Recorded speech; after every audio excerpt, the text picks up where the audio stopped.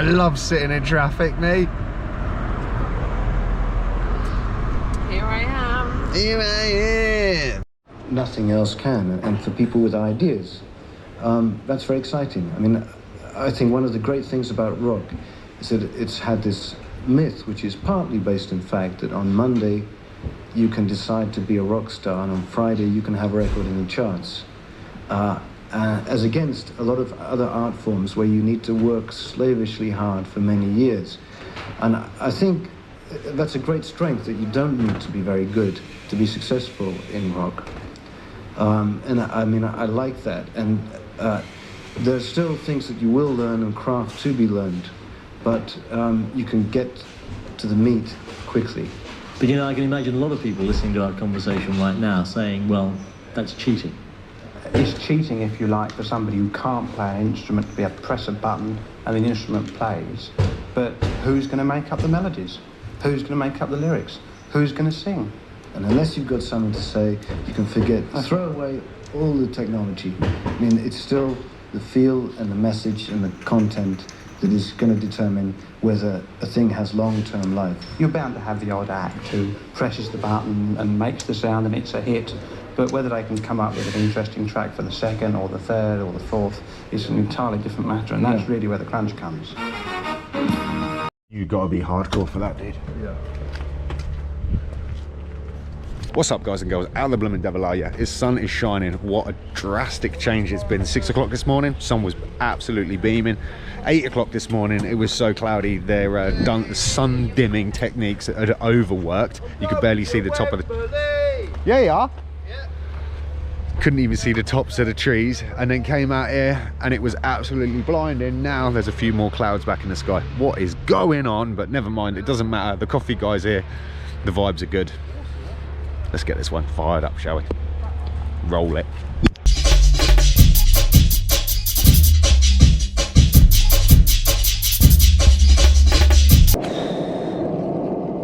Really don't know what the hair's doing today, guys and girls. Can tell you one thing though. It's lunchtime and I really don't know what's going on with the weather either.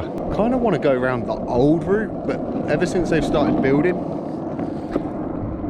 down there, it's really awkward to try to cut through now, which sucks. Which is a shame, because it was kind of a really nice little route. Hence why I've started just chilling out at a bench for 5 or 10 minutes before I go back to work. Been having some mad crazy conversation before lunch. So one of my colleagues, good friend Courtney, is his original like birthplace, hometown is Durban in South Africa, and he's been sort of saying if he can make it, he's going to come to the Bristol wave pool in July. And I was like, dude, that'd be epic. He's like, I wonder how long, you know, how long should it take? So we were looking on Google Maps. Now, current location, it says this. Obviously, now, as of now, he lives just down the road a little way. So I was like, dude, just put home Bristol wave and you'll get it. His home location is still set in Durban, and Google Maps said 7 days. Now, most normal people would laugh about that and they'd move on, reset their location.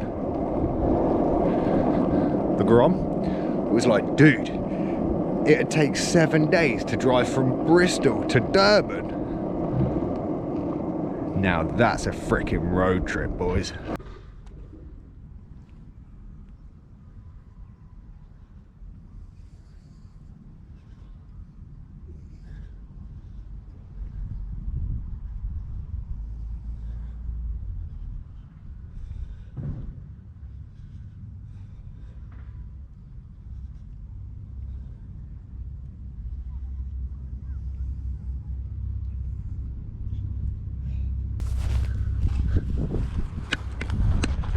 What gets even more crazier is the trip. There's 2 options, and you want to go and check it out on Google Maps if you're that bothered. You've got 2 routes. You can either take one that takes you like real wide into Europe, down through the likes of Israel, Jordan, Egypt, drops you into like the west coast of Africa, or you can take one that takes you through France, Spain, You could divert off, go towards Morocco, travel down into Portugal, cut across in Gibraltar, and then get into like the north of Africa. I believe my geography is not that solid, but dude, going London, north of France, south of Spain, Saint Sebastian, driving down to like Nazaré, cutting back across Gibraltar. Dude, I was like, if we took, I reckon, 7 to 8 weeks, you'd want something like a Nissan or a Toyota Hilux or something, or is it a Freerunner, something like that. Just load it up, go as far as you can, and then you can always fly back. But I was sort of joking with him, saying, what do you reckon? Grom Africa Tour 2026? Oh, it'd be so gnarly.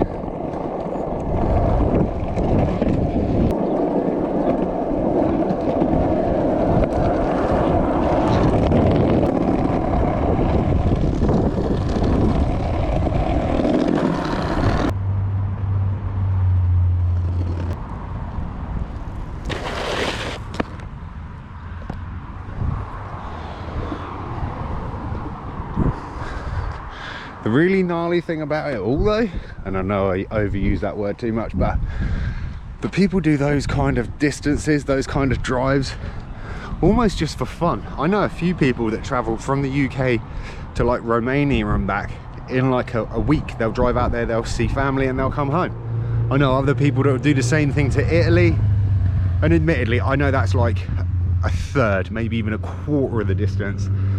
But there's people that rack up some insane amounts of miles when you consider how much they commute, or especially if they're like on the road sales. You put 4 or 5 weeks, maybe even double that, 8 weeks of miles together. It's 8,200 miles, I believe, from like Bristol to Durban. The bonkers thing is, I am not considering this. It just blows my mind for the fact that, one, you can drive it. Admittedly, I think there's like 7 tolls you got to pay and a small bit of water to cross, but that it's possible. It is possible. What an adventure. That's what life should be about.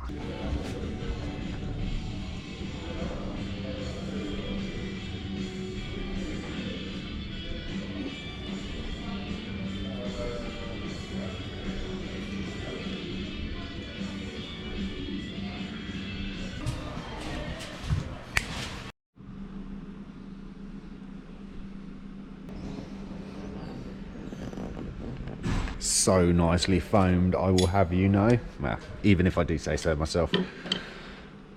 Tuesday, pretty much in the bag. Clear down tools, lock up box, go get picked up, get the hell out of it.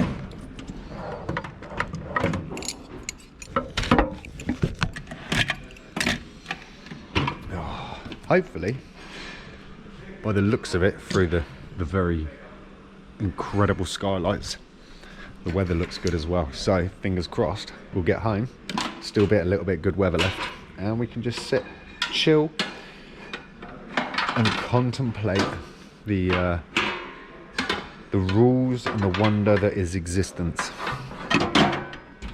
Let's get out of here.